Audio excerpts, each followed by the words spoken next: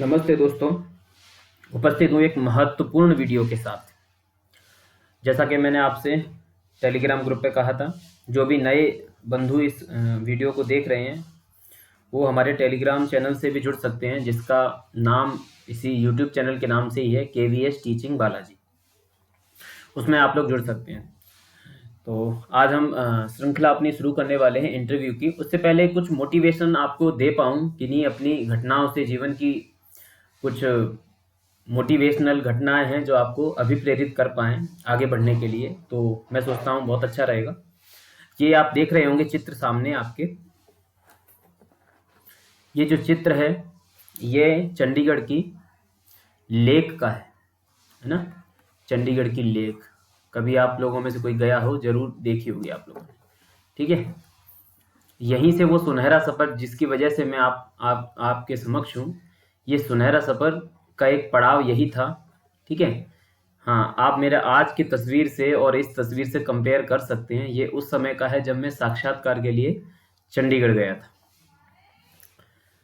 और ये उस समय के ये कुछ यादें थी। ये मैंने स्टेटस शायद लगाया होगा, फीलिंग स्ट्रॉन्ग एट सुखना लेक चंडीगढ़, क्योंकि ये इंटरव्यू देने के बाद मैं उस लेक पर घूमने गया था। उसी समय का ये फोटो है। ठीक है, तो ये जो इंटरव्यू का जो स्थान था वो ये था, केंद्रीय विद्यालय। ठीक है, सेक्टर 31D चंडीगढ़ का था। ठीक है, इसी केबी में मेरा इंटरव्यू हुआ था। इवन संस्कृत का सब्जेक्ट है, पूरा का पूरा इंटरव्यू इसी केबी में रखा गया था। चंडीगढ़ 31 सेक्टर 31 में ये केबी है, जिसका ये चित्र आप लोग देख रहे हैं। और यहीं से निकल करके जो ये सफ़र है वो पूरा हुआ, और आज यहाँ पर इस तरीके से आप मुझे केंद्रीय विद्यालय के हेडक्वार्टर की वेबसाइट पर ये डिटेल्स के रूप में आप लोग देख सकते हैं। ठीक है, ये मेरी ज्वाइनिंग डेट है। ठीक है, date of joining, present KB, present post 29 अगस्त 2019। ठीक है, आप MR बालाजी KVS लिखेंगे तो ये केवी की वेबसाइट पर भी डिटेल्स के रूप में आपको मिल जाएगा। ये कुछ झलकियां हैं जो आते ही मुझे स्वागत के रूप में प्राप्त हुई थी। ठीक है, ये प्राचार्य सर हैं हमारे, ये, और एक प्राचार्य सर हैं सुनील सर, इनके ही उसमें मैंने ज्वाइन किया था। ये पूरी प्रक्रिया की थी उनके समक्ष। ठीक है, वर्तमान में ये सर का ट्रांसफ़र हो चुका है हिमाचल, और ये सब प्रक्रिया के उसी समय की छवियां हैं। बड़ी याद आती हैं, बड़ी इमोशनल भी मैं फील करता हूँ। आप लोग शायद मोटिवेट हो पाए इन चीज़ों से। और ये पहला सफ़र था उस ट्रेन का, ये मैंने संभाल के रखी है फ़ोटो, जब मैं नौकरी के लिए घर से चला था ज्वाइन करने के लिए। ठीक है, ये पूरा केवी फैमिली, प्राचार्य सर का जब ट्रांसफ़र हुआ था, लगभग 20-25 दिन ही इनके साथ रह पाया था मैं, इनका ट्रांसफ़र हो गया था। तो उनको विदा करते हुए हमारा पूरा स्टाफ, पूरे परिवार। ठीक है, और ये भोपाल में एस्कॉटिक ड्यूटी के लिए अवसर मिला था, बच्चों के साथ पार्टिसिपेट करना था। कविता प्रतियोगिता, श्लोक गायन प्रतियोगिता, ये सारी थी संस्कृत की। तो भोपाल जाने का अवसर मिला था बच्चों के साथ। ये उस समय की छवियां हैं। बड़ा याद आती है तो बड़ा अच्छा लगता है। ठीक है, ये वो फेसबुक की पोस्ट डाली थी मैंने जब मैंने ये ज्वाइन शुरू किया था, TGT संस्कृत। ठीक है, स्टार्टेड न्यू जॉब एट केंद्रीय विद्यालय नर्मदा नगर, ये उस समय की एक पोस्ट थी। जो मैं चीज़ बता रहा था आपको, ये है वो मार्कशीट। अगर मैं थोड़ा सा इसको जूम कर पाऊँ, हाँ, ये हो गया थोड़ा जूम। ये देखिए, ये जो आप इसमें देखेंगे, ये, हाँ, ये 20th रैंक पे देखेंगे, जहाँ ये बिंदु सा है, ये 20th रैंक पे हूँ मैं। ठीक है, 20 रैंक पे ये बालाजी नाम देखेंगे आप। जनरल कैटेगरी से ही हूँ, और मेरे जो लिखित परीक्षा के नंबर हैं,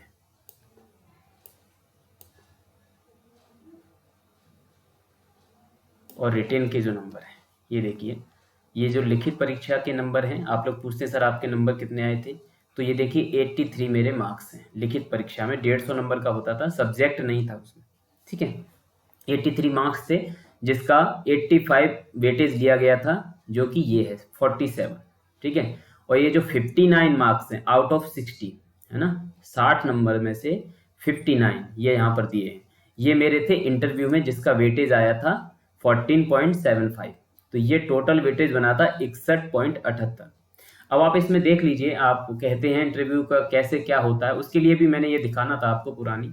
अब आप इसमें देखिए 108 हैं, इस बंदे क्या है, कोई मैडम है, उनके 108 नंबर हैं और इंटरव्यू में इनके मात्र 14 नंबर है ना, इंटरव्यू में मात्र 14 नंबर है मेरे इनके, तो इस वेटेज इनका 64.70 इस तरीके से हो गया।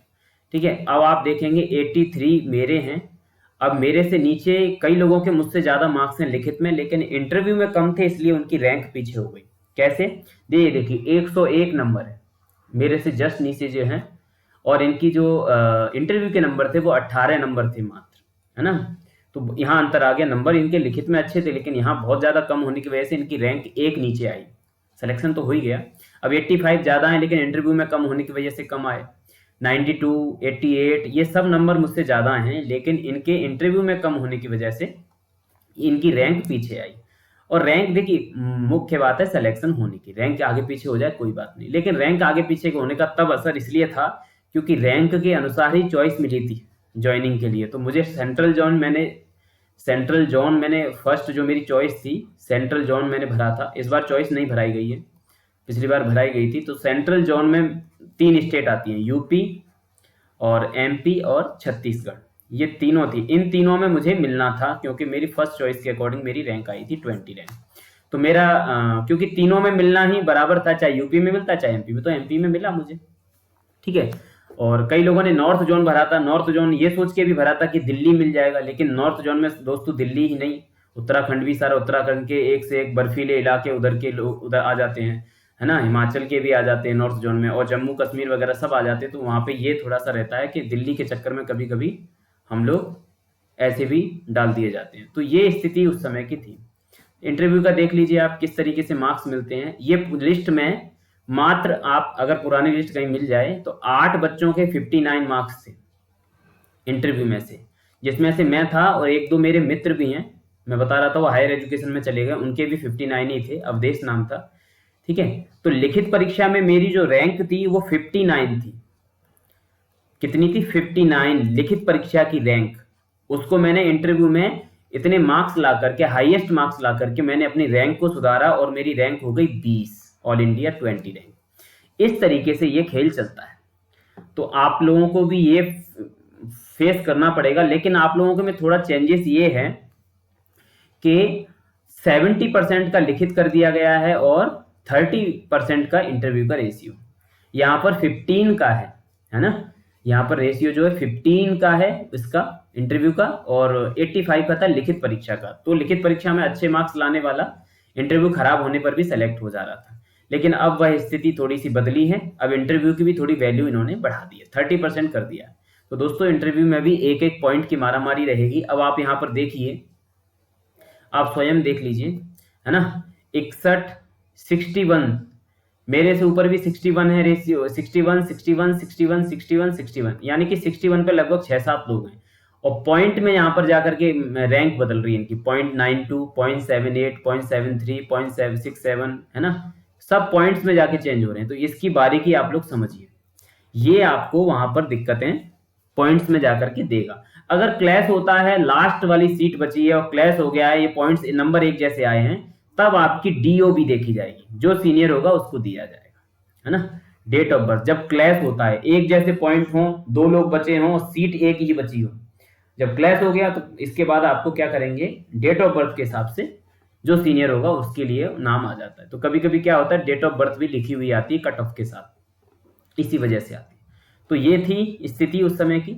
हाईएस्ट मार्क्स मैंने जो पुराना बताया था उसमें से 87 बताए थे, मुझे उस समय अतिरिक्त पता नहीं था, लेकिन यहाँ आप देखेंगे 108 नंबर भी एक आए हैं और 101 भी हैं, और भी नीचे लिस्ट में हाईएस्ट मार्क्स रहे होंगे। इंटरव्यू अच्छा नहीं था इसलिए उनका रैंक में नीचे रह गया, हालांकि सिलेक्शन तो बहुतों का हुआ। लेकिन एक दोस्तों एक और बात बता, 124 रैंक थी, एक दोस्त थे लिखित में शायद 124 थी, लेकिन फाइनल सिलेक्शन नहीं हुआ इनका, क्योंकि इंटरव्यू एकदम खराब हो गया, एकदम खराब हो गया तो पॉइंट्स में कुछ में पिछड़ गए और बिल्कुल रेस से बाहर हो गए।